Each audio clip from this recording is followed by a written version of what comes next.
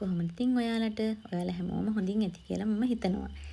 ඉතින් අද මම හදන්න යන්නේ බිස්කට් පුඩින් එකක්. ඔයාලා මගේ YouTube channel එකට අලුත් කෙනෙක් නම් මාව subscribe කරලා තියාගන්න.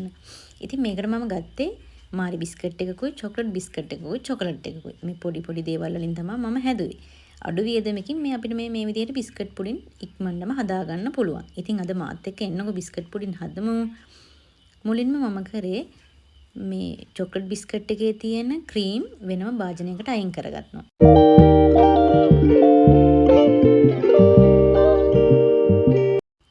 ඉතින් මේක ඔයාලට මේ ලේසියෙන් හදාගන්න පුළුවන්. ලොකු වියදමක් කියන්නේත් නෑ. ඉතින් මේක හදාගන්න. ඔයාලට ටක් ගාලා මේ විදිහට මේ හවසට තේබන වෙලාවට එහෙම පුඩින් එකක් කන්න හිතුනහම හදලා තියන්න. ඊට පස්සේ මම මේකට මේ කිරි හැඳි තේ හැන්දෙන් දෙකක් විතර තමයි මේ කලවම් කරේ.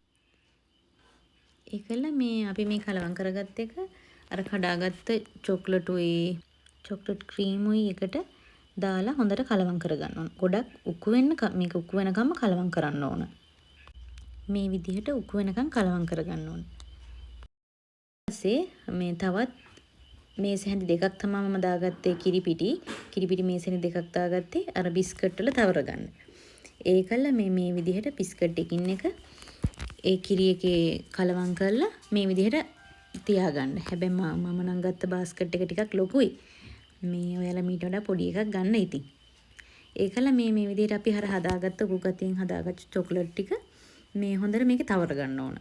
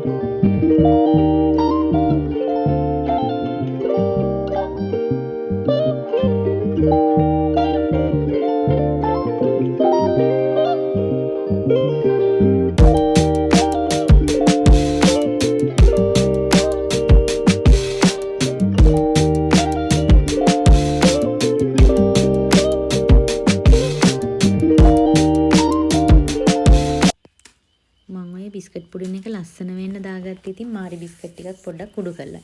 ඉතින් ඔයාලා ළඟ තියෙනව නම් කජු වගේ දේවල් මේකට දාන්න පුළුවන්. ඊට පස්සේ වහලා ෆ්‍රිජ් එකේ තියලා තියන්න ඕනේ ඉතින්. ඊට පස්සේ තමයි මේ ඉතින් ෆයිනල් ලුක් එක. ඉතින් ඇත්තට මේක රසයි. ඔයාලත් හදලා බලන්න. ආයෙත් ලොග් එකකින් හමු වෙමු.